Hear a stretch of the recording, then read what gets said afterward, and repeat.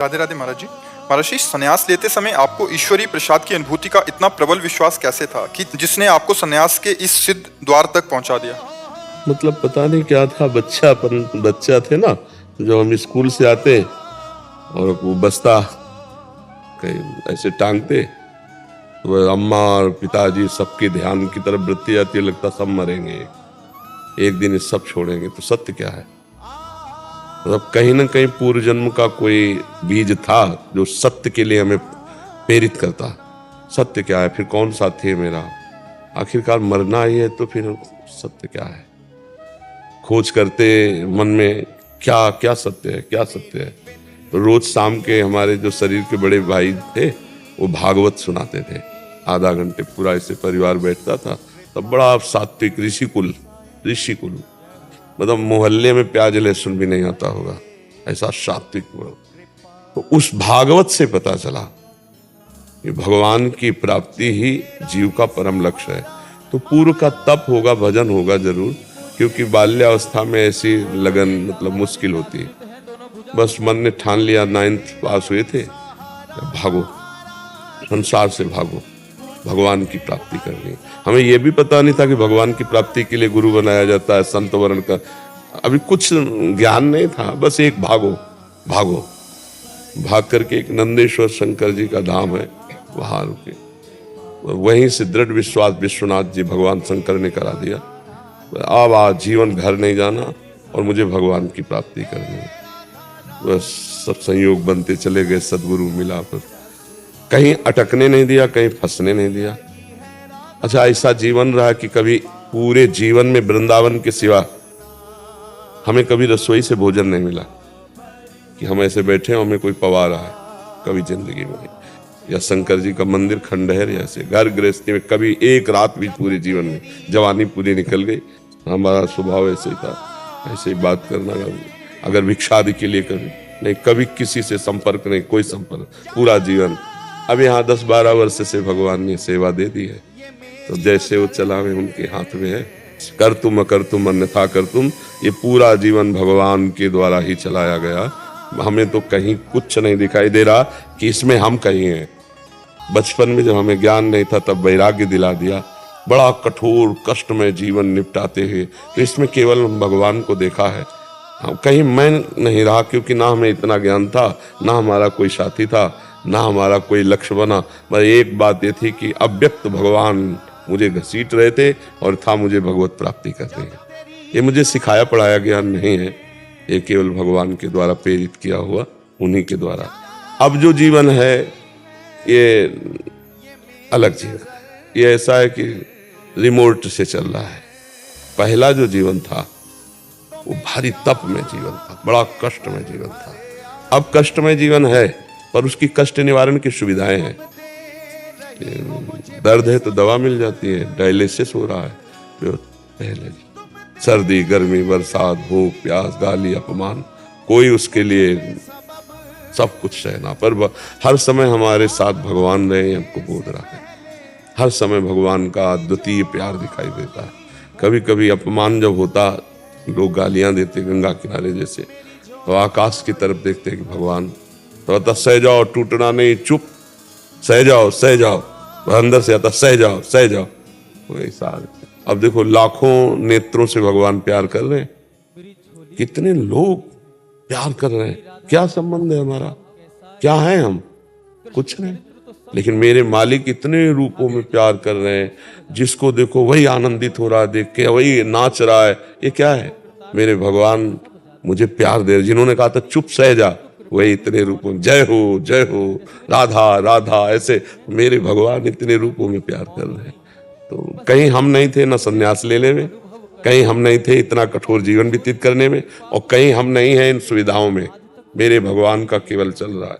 कभी ऐसे पूरे संसार में एक भी व्यक्ति मेरा नहीं है, और पूरे संसार में हमें सब तरफ से प्यार मिल रहा है, क्योंकि मेरे भगवान सब रूपों में प्यार कर रहे हैं। ऐसा देख रहे हैं। कहीं हम न साधना करने में थे, न कहीं हम इस वृंदावन की इस स्थिति में है।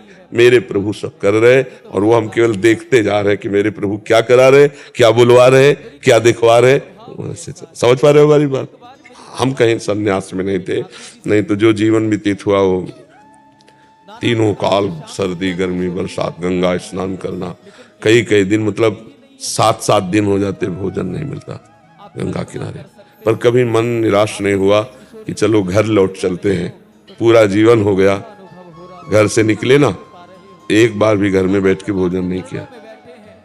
पूरी जिंदगी हो गई जन्मभूमि में, माता पिता सब पधार गए, कभी हमें पता नहीं, कभी हमें सूचना नहीं, कभी कोई मतलब, बिल्कुल असंग जीवन व्यतीत। अब व्यवहार में प्रभु उतार रहे, इतना व्यवहार, तो यह है कि जीवन का अंतिम समय है, जो भगवान करवा ले, उन्हीं का खेल चल रहा है। ऐसे चले हैं, ऐसे तो हमें ऐसे चलाया भगवान ने अपनी गोद में।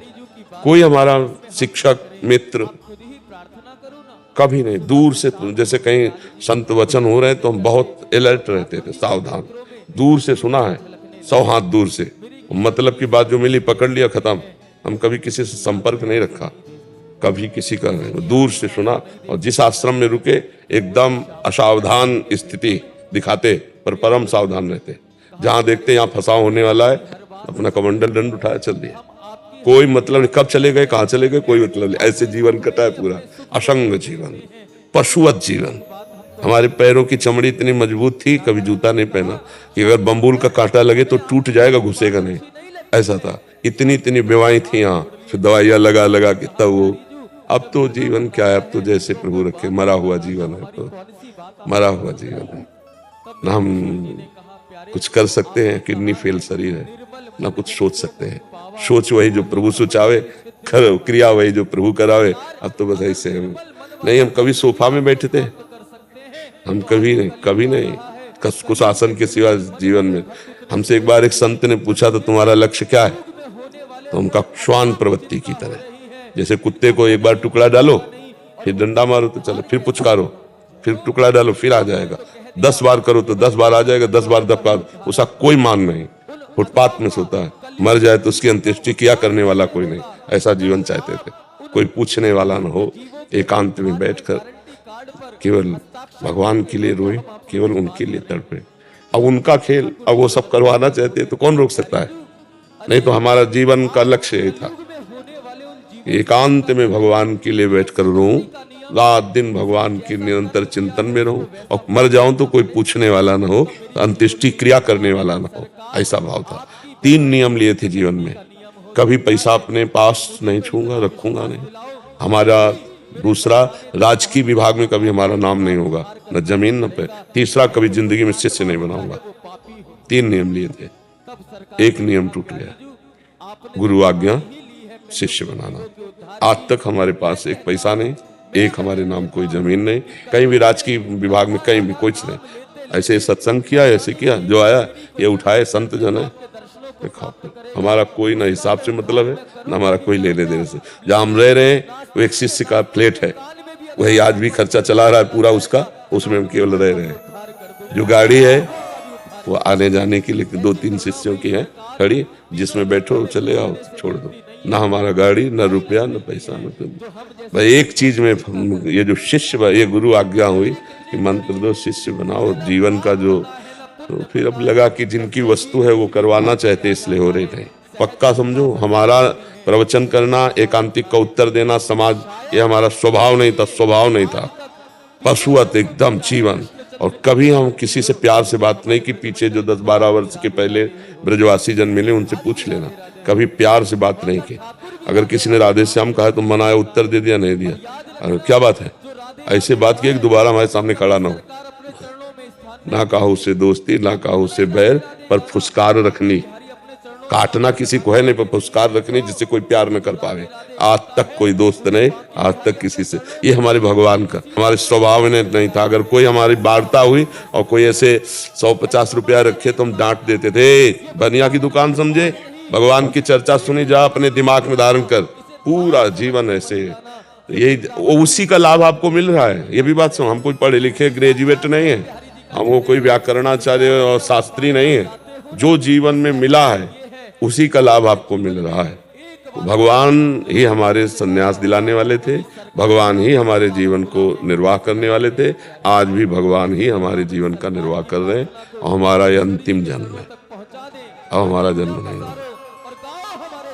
जैसे होता है ना कि हम छक गए, तो हमें पता चल जाता है ना, ऐसे हम छक गए, हमें अंदर से पता चला, बार बार अंदर से हो गया काम, बस अब इंतजार है शरीर छूटने का। जो जो सेवा बल जाए, शरीर छूटा अपने माँ स्वरूप में स्थित है सब।